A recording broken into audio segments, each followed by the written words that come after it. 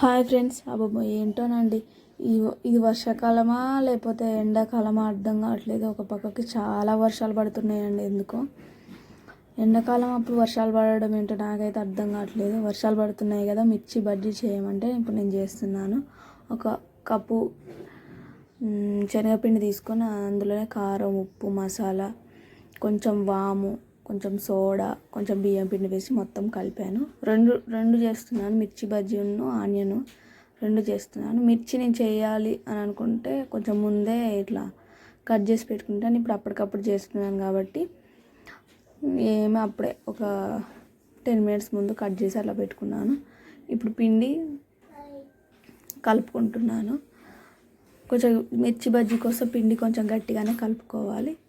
ఇలా గిన్నెకి ఇట్లా రాకి వేసామనుకోండి, బజ్జీలు టేస్టీగా వస్తాయి, బాగుంటాయి కూడా.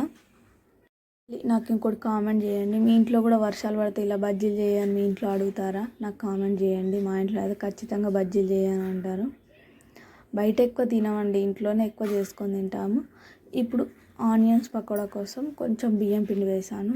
ఆనియన్స్ పకోడాలో శనగపిండి వేస్తే ఒక 3 to 4 spoons బియ్యం పిండి వేయండి. అలానే బజ్జీలు టేస్టీగా ఉంటాయి. ఆనియన్స్ ఇలా నలుపుకుంటూ వేయాలి. అందులోనే కొత్తిమీర, కరివేపాకు, మిర్చి సన్నగా కట్ చేసి వేసుకున్నాను. ఈ రెండు కూడా వేసామనుకొని టేస్ట్ బాగుంటుంది. ఆయిల్ కొంచెం ఎక్కువ వేసి కాల్చుకోండి. నేనైతే కొంచెం వేసి కాల్చుకున్నాను, ఎందుకంటే ఈ మధ్య ఆయిల్ అంతా చాలా వేస్ట్ అయిపోతుంది కాబట్టి కొంచెం వేసి ఆయిల్ కాల్చుకున్నాను. వేస్ట్ చేయడం ఎందుకు అనుకున్న వాళ్ళు ఇలా కొంచెం వేసి కూడా కాల్చుకోండి, కాలుతాయి, అదేం పర్లేదు.